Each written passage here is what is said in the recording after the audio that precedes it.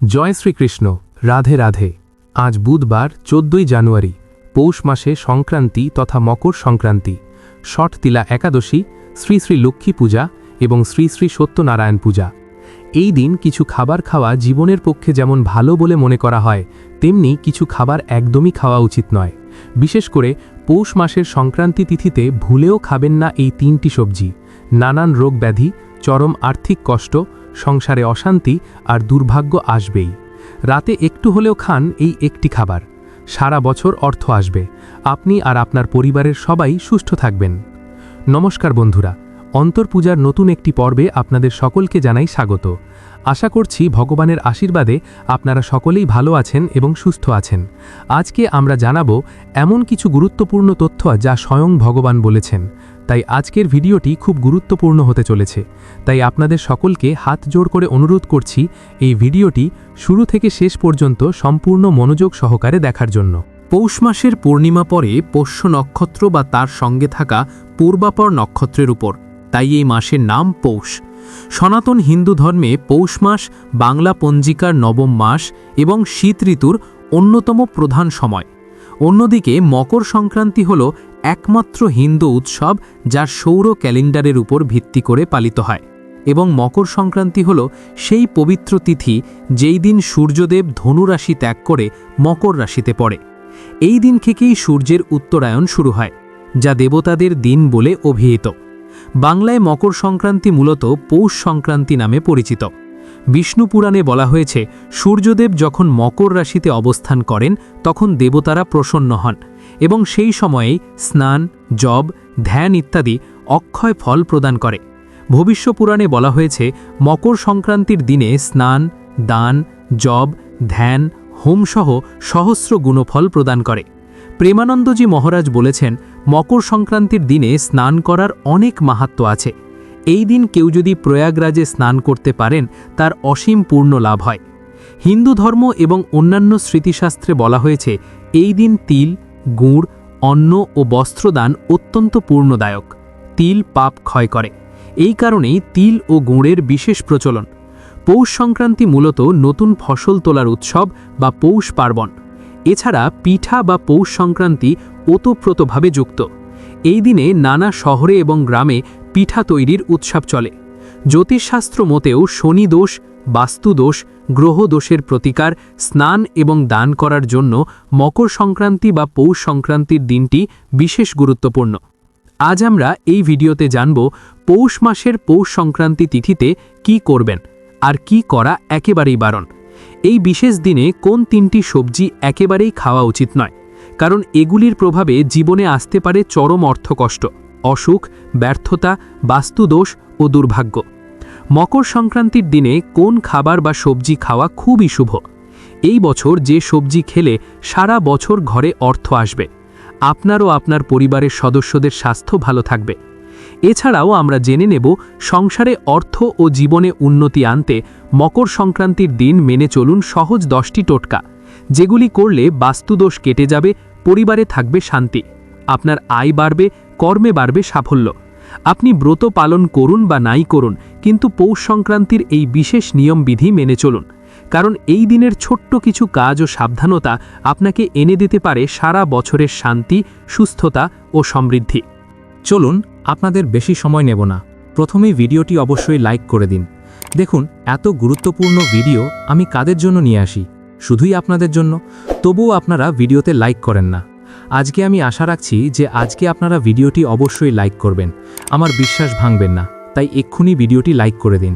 আর নিচের কমেন্ট বক্সে যে ব্যক্তি সত্য মন, সত্য ভক্তি নিয়ে জয় শনিদেব লিখবে, শনিদেব আগামী 24 ঘন্টার মধ্যে তাকে ভালো সুখবর দেবেন। তাই বন্ধুরা, এক্ষুনি কমেন্ট বক্সে জয় শনিদেব লিখুন।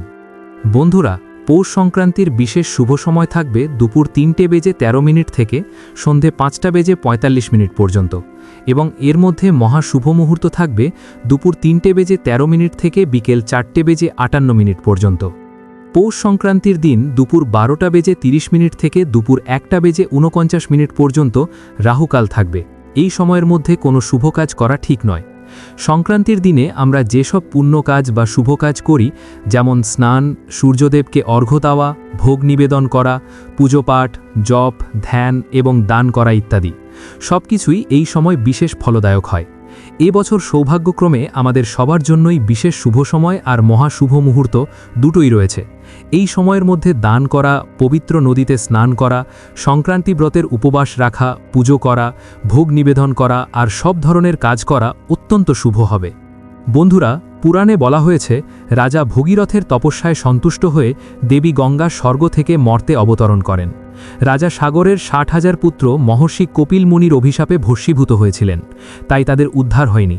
তাই মা গঙ্গার পবিত্র জলের স্পর্শে তাদের আত্মা মুক্তি লাভ করে। তাই মকর সংক্রান্তিতে গঙ্গা স্নান বিশেষ ফলদায়ক। পুরাণে আরও বলা হয়েছে যে পৌষ সংক্রান্তি বা মকর সংক্রান্তিতে গঙ্গা, যমুনা বা যে কোনো পবিত্র নদীতে স্নান করলে জন্ম জন্মান্তরের পাপ ক্ষয় হয়ে যায়। বিশেষত গঙ্গাসাগর স্নানের গুরুত্ব অপরিসীম। গঙ্গাসাগরের পুণ্যকেই সর্বশ্রেষ্ঠ বলা হয়েছে। চলুন এবার জেনে নেওয়া যাক এই দিনে কোন 3টি সবজি একেবারেই খাওয়া উচিত নয়। 1. পৌষ মাসের সংক্রান্তির দিন নিষিদ্ধ সবজির মধ্যে প্রথমেই যেটি বলবো মূলো বা মূলা। পুরাণ ও শাস্ত্রে মূলোকে রজগুণ প্রধান বলা হয়েছে, যা সংক্রান্তির সূক্ষ্ম শক্তির সাথে বিরোধ ঘটায়। লোকশাস্ত্র ও স্মৃতিগ্রন্থে বলা হয়েছে সংক্রান্তিতে তামসিক খাদ্য পরিহার্য। মূলোকে কিছু অঞ্চলে তামসিক খাদ্য হিসেবে ধরা হয়। সংক্রান্তিতে তামসিক খাদ্য গ্রহণ করলে মন ও শরীরে অস্থিরতা বাড়ে। পৌষ সংক্রান্তিতে পিতৃতর্পণ ও দানের জন্য বিশেষ গুরুত্বপূর্ণ। শাস্ত্রমতে দেহে ভার সৃষ্টি করে এমন খাদ্য পরিহার করা উচিত। মূলোর মধ্যে এই বদগুণই বর্তমান রয়েছে। সংক্রান্তির দিনে মূলো খেলে গ্যাস, পেট ফাঁপা ও শরীর অসুস্থ হতে পারে। তাই পৌষ সংক্রান্তির দিন বাড়িতে মূলো রান্না করবেন না ও খাবেনও না। এই দিন যতটা সম্ভব ভাজাভুজি খাবার এড়িয়ে যাওয়াই ভালো। দ্বিতীয়, সংক্রান্তিতে দ্বিতীয় নিষিদ্ধ খাবারটি হলো পুঁইশাক। এই দিন বাড়িতে কখনোই পুঁইশাক রান্না করবেন না এবং পরিবারের কোনো সদস্যই এই দিন পুঁইশাকের তরকারি খাবেন না। আয়ুর্বেদ শাস্ত্র এই সময় পুঁইশাককে কফ বৃদ্ধির কারণ বলা হয়েছে। পুঁইশাক এই সময় মানুষের শরীরে নানান রোগের সৃষ্টি করে হজমে প্রভাব ফেলে। এই দিন বাড়িতে পুঁইশাক খেলে বাড়িতে রোগ ব্যাধি লেগেই থাকবে। স্বাস্থ্যমতে পুঁইশাক অত্যন্ত তামসিক প্রকৃতির খাবার এবং বাড়িতে নেগেটিভ শক্তিকে ডেকে বাস্তুদোষ সৃষ্টি করে। সুতরাং এই দিন কোনোভাবেই পুঁইশাক দিয়ে তৈরি কোনো খাবার মুখে তুলবেন না। বন্ধুরা, এবার আসছি তৃতীয় নিষিদ্ধ সবজিটির কথায়। এটি হলো বেগুন। বেগুনকে বহু শাস্ত্রে তামসিক সবজি বলে গণ্য করা হয়েছে, যা সংক্রান্তির সূক্ষ্ম সংযত শক্তির সাথে সামঞ্জস্যপূর্ণ নয়। বেগুনে সাধারণভাবে সালানিন জাতীয় অ্যালকালয়েড থাকে। সংক্রমণকালীন সময়ে হজম শক্তি দুর্বল থাকলে এই উপাদান গলা চুলকানি, পেট ব্যথা, অ্যালার্জি ইত্যাদি বাড়িয়ে দিতে পারে, বিশেষ করে সংবেদনশীল মানুষের ক্ষেত্রে।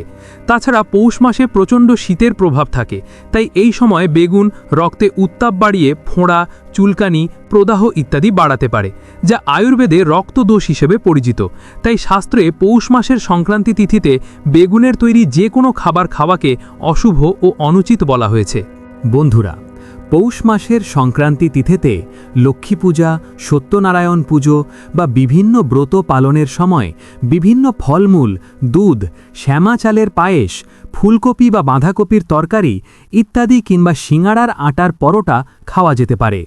তবে রান্নার সময় সাধারণ লবণের বদলে সন্ধক লবণ এবং সর্ষের তেলের বদলে ঘি ব্যবহার করবেন। পৌষ মাসের সংক্রান্তির তিথিতে লক্ষ্মী পূজা করলে মা লক্ষ্মীর বিশেষ কৃপা পাওয়া যায়। তাছাড়া এবারের সংক্রান্তি যেহেতু বুধবারে পড়েছে, তাই এই দিন সকালে বিঘ্ন বিনায়ক গণেশের স্তোত্র পাঠ করুন এবং এর সাথে মা লক্ষ্মীর পাঁচালি পাঠ করুন। এছাড়া পৌষ সংক্রান্তির দিন মাছ, মাংস, ডিম ইত্যাদি আমিষ খাবার খাবেন না। পৌষ সংক্রান্তির দিন কোন খাবার সবাইকে খেতে হয় এটা জানার আগে খুব দ্রুত আমরা জেনে নেব মকর সংক্রান্তির 10টি বিশেষ এবং শক্তিশালী উপায়, যে টোটকাগুলি করলে আপনার পরিবারের সুখ ও সমৃদ্ধিতে ভরে উঠবে। 1. মকর সংক্রান্তির দিন সকাল সকাল গঙ্গায় গিয়ে স্নান করে নিতে হবে। যদি গঙ্গা স্নান সম্ভব না হয় তাহলে যে কোনো জলাশয়ে ডুবে স্নান করা যেতে পারে। স্নানের সময় সূর্যদেবকে অর্ঘ্য নিবেদন করুন। 2. এই দিন সূর্যদেবকে তামার ঘটিতে একটা লাল ফুল, কুমকুম বা লাল চন্দন এবং সামান্য আতপ চাল দিয়ে জল নিবেদন করুন। 3. মকর সংক্রান্তির দিন একটা রুটিতে ঘি মাখিয়ে তাতে সামান্য গুড় দিয়ে গরুকে খাওয়ান। এর ফলে আপনার জীবনে সুখ শান্তি ফিরে আসবে। এই দিন মাতা গরুকে রুটি খাওয়ানো অত্যন্ত শুভ বলে মনে করা হয়, এতে মা অন্নপূর্ণা সন্তুষ্ট হন। 4. পৌষ সংক্রান্তির সন্ধ্যায় একটি প্রদীপ জ্বালিয়ে তাতে সামান্য ঘি ও তিলের তেল মিশিয়ে দেবেন। তারপর প্রদীপটি আপনার রান্নাঘর বা ঠাকুর ঘরের সামনে রাখুন। এর ফলে সংসারে ঝগড়া অশান্তি কমে যায়। 5. এই দিন বাড়ির সদর দরজার সামনে কোনোভাবে নোংরা রাখা যাবে না, সেই ব্যাপারে অবশ্যই খেয়াল রাখতে হবে। আগের দিন বাড়ির ময়লা পরিষ্কার করে রাখতে হবে। 6. এই দিনে স্বামী এবং স্ত্রী একসাথে তিলের পিঠে বা তিল গুড় ভাগ করে খান, একে অপরকে মিষ্টিমুখ করান। এর ফলে দাম্পত্য সুখ আসে এবং সম্পর্ক দৃঢ় হয়। 7. মকর সংক্রান্তির দিন বাড়িতে আগত কোনো মানুষকে খালি হাতে ফেরাবেন না। 8. এই দিন বাচ্চাদের ঘুড়ি উপহার হিসাবে দিন। মকর সংক্রান্তিতে বাড়িতে ঘুড়ি ওড়ানো খুবই শুভ। 9. ভালো ফল পেতে এই দিন বাড়িতে খিচুড়ি রান্না করে দান করতে পারেন। এই দিন দান করা অত্যন্ত শুভ, এতে মা অন্নপূর্ণা সন্তুষ্ট হন। 10. এই দিন বাড়ি থেকে কেউ দূরে কোথাও যাত্রা করবেন না, এই কাজটি করা উচিত নয়। এই দিন মনকে শুভ ও পজিটিভ রাখুন, তবে এই দিন কাউকে টাকা ধার দেবেন না। ঝগড়া ও খারাপ কথা এড়িয়ে চলুন এবং এই দিন সন্ধ্যার পর ঘর থেকে কোনো জিনিস বের করবেন না। চলুন এবার জেনে নেওয়া যাক পৌষ সংক্রান্তির দিন কোন বিশেষ খাবার যা সবাইকে খেতে হয়।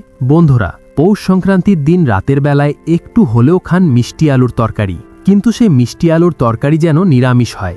পৌষ সংক্রান্তির দিনে মিষ্টি আলুর তরকারি খাওয়া অত্যন্ত শুভ বলে মনে করা হয়, তবে এটি অবশ্যই ভগবান কৃষ্ণ, ভগবান নারায়ণ এবং মা লক্ষ্মীকে নিবেদন করে তবেই খাবেন। এর ফলে মা লক্ষ্মীর কৃপায় সারা বছর অর্থ আসবে এবং আপনি আর আপনার পরিবার সুস্থ থাকবেন। বাংলার গ্রাম জীবনে পৌষ সংক্রান্তি মানেই নতুন ধান ঘরে তোলার আনন্দ। বিশ্বাস করা হয় এই দিনে লক্ষ্মীদেবী ঘরে প্রবেশ করেন, তাই নতুন চাল দিয়ে পিঠে পুলি পায়েস ইত্যাদি তৈরি করে দেবীর পূজা করা হয়। লোককথায় বলা হয়, যে বাড়িতে এই দিনে পিঠে তৈরি হয় না সেখানে নাকি মা লক্ষ্মী থাকে না। পৌষ সংক্রান্তির দিনে দেবতারা ছদ্মবেশে এসে মানুষের ঘরে ঘরে এসে দেখেন যে কে বেশি অতিথিপরায়ণ। যারা পিঠে খাইয়ে আপ্যায়ন করে তাদের ঘরে সারা বছর সুখ ও সমৃদ্ধি থাকে, তাই এই দিন বাড়িতে পিঠে খাওয়াকে পুণ্যের কাজ বলে মনে করা হয়। প্রিয় বন্ধুরা, ভিডিওটি দেখে যদি ভালো লাগে এবং উপকৃত হয়ে থাকেন তাহলে অবশ্যই একটি লাইক করবেন এবং আমাদের চ্যানেলটি এক্ষুনি সাবস্ক্রাইব করে পাশে থাকা বেল বাটনটি অন করে রাখুন। এতে আমরা নতুন ভিডিও বানানোর জন্য অনুপ্রেরণা পাই। আমার সকল দর্শক বন্ধুদের ওপর ভগবানের কৃপা বর্ষিত হোক। ধন্যবাদ।